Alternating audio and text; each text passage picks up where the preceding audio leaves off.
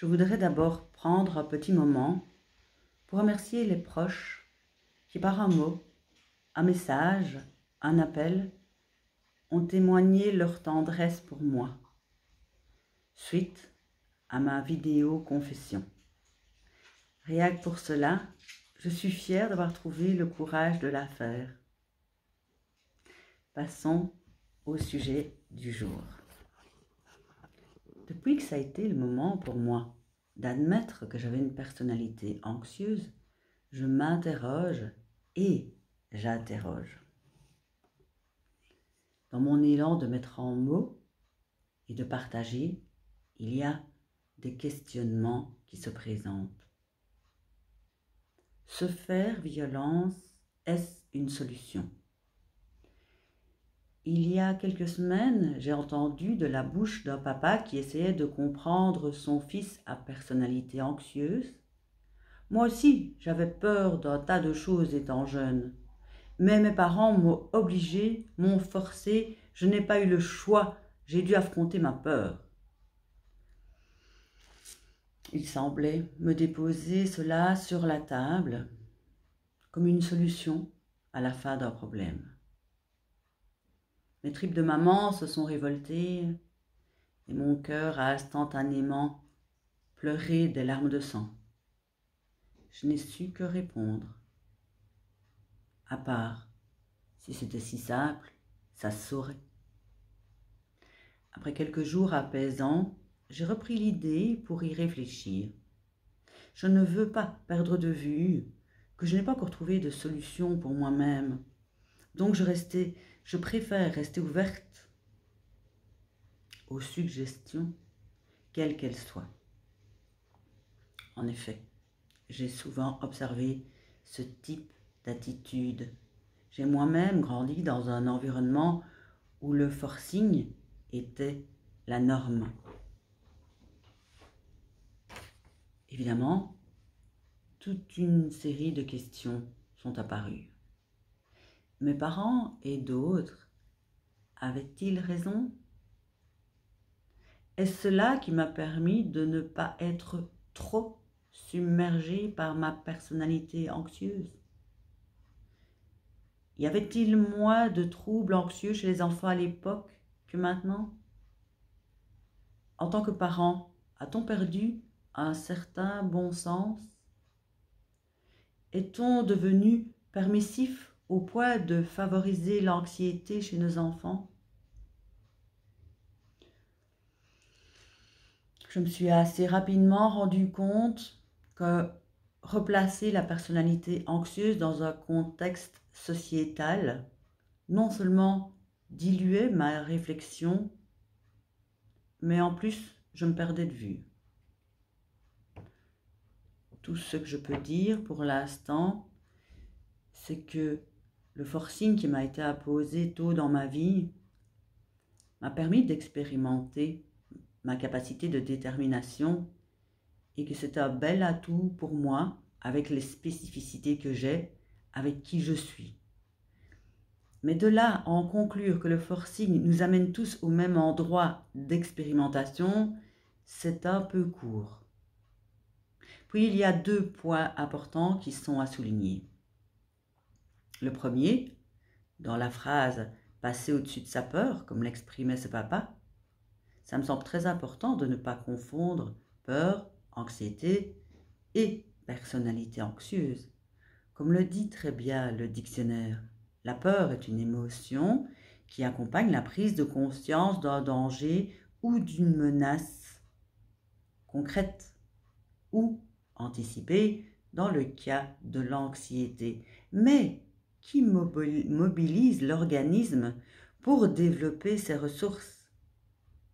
Dans ce cas, en effet, encourager un jeune enfant à traverser sa peur pour lui faire vivre le chemin vers ses ressources est un bel acte d'amour. Par contre, avec la personnalité anxieuse, tout dépend de la quantité d'anxiété présente face à la situation. Si à ce moment-là, l'angoisse, qui est le stade au-dessus de l'anxiété, est déjà présente, et si la crise panique n'est pas loin. Il y a incapacité à se mobiliser, à mobiliser ses ressources. C'est la définition même du trouble anxieux. Alors que les parents veuillent de gré ou de force obliger l'enfant, ne sera qu'une violence de plus, faite par un humain sur un autre humain déjà bien affaibli par son propre métabolisme. En deuxième point, c'est la relation parent-enfant. Dans l'exemple cité par le papa, il termine par « je n'avais pas le choix », ce qui ramène à une éducation basée sur la toute-puissance de l'autorité. Je ne dis pas que la toute-puissance de l'autorité est bien ou bien que ce n'est pas bien. Je dis juste qu'il faut évidemment avoir décidé d'installer ce type de rapport autoritaire avec son enfant pour pouvoir le forcer à ce point. En tout cas, moi, en tant que parent, je n'ai pas souhaité baser mon éducation, l'éducation de mes enfants, sur ce type d'autorité, de toute puissance autoritaire. Mon autorité n'était qu'une stratégie parmi tant d'autres dans certaines situations de crise ou de danger. Pour en venir à moi en tant qu'enfant, aurais-je grandi plus en accord avec ma personnalité anxieuse si je n'avais pas été dans un contexte de perpétuel forcing?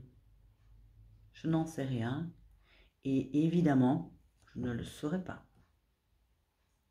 Mais ce que je suis certaine, c'est que dans mon cœur, c'est la douceur, la délicatesse et l'amour que ma grand-mère, chez qui j'ai vécu les 10 premières années, m'a donné, qui m'a permis de croire à la bonté humaine. Qu'en est-il de la violence que l'on s'impose quand on a une personnalité anxieuse? Pour moi, c'est tout à fait autre chose. Quand on vit régulièrement des crises paniques, on sait qu'au fur et à mesure du temps, se met en place à notre insu des stratégies d'évitement. Et on sent intuitivement que ce ne va pas nous emmener bien loin. Mais le cerveau de tous les humains est ainsi programmé dans son mode survie. Alors, dans les moments de répit, ce que je fais et que j'observe chez d'autres, c'est une envie de reprendre les commandes et d'affronter les situations anxiogènes, en espérant trouver derrière les ressources nécessaires. Par moments, ça marche, par moments, pas. Certains domaines nous tiennent plus à cœur et recommencent encore et encore, tandis que d'autres apparaissent comme secondaires. Par exemple, je dois faire face à des crises paniques par rapport à la tenue de mon ménage, ce qui me demande bien plus d'énergie pour la gestion de la crise que pour l'action elle-même. J'ai fini par prendre l'habitude de demander de l'aide à des personnes qui vont avoir assez de sollicitude pour être dans une action que je suis momentanément incapable de poser, tout en ne me jugeant pas sur le désordre du ménage du moment. Je préfère par contre mettre mon énergie dans la gestion de la crise panique que j'ai avant chaque cours de yoga tantra que je donne, parce que ça me tient à cœur et que j'ai de réelles capacités dans ce domaine, même avec ma personnalité anxieuse et peut-être grâce à ma personnalité anxieuse, parce que j'ai appris à m'ouvrir au quotidien à la douleur, donc à celle des autres.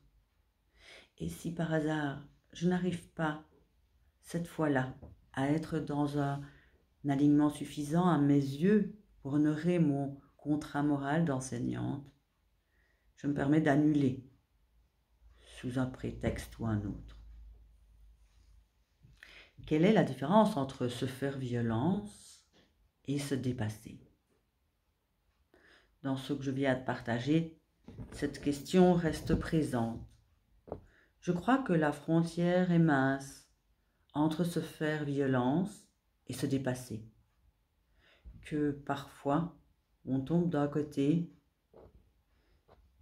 et parfois de l'autre. Que c'est à chacun de nous de continuer à expérimenter encore pour apprivoiser petit à petit sa compagne l'anxiété et sa charmante armée. Que c'est ce qui nous fait grandir. L'alternance entre ces moments d'incapacité au-delà de toute raison et ces moments de grand courage quand c'est possible. Tout en souhaitant que si on va trop loin dans l'autoviolence, on ait une main qui se tende vers nous et un cœur humain qui bat de l'autre côté, même si c'est quelqu'un qui ne comprend rien à la personnalité anxieuse. Parce que pour nous, il me semble que ça fait toute la différence pour continuer à avoir le courage d'encore essayer. Je crois que c'est tout ce que j'avais à dire, tout ce que j'avais besoin de dire aujourd'hui. Faites ce qui est le mieux pour vous, à eux, à moi.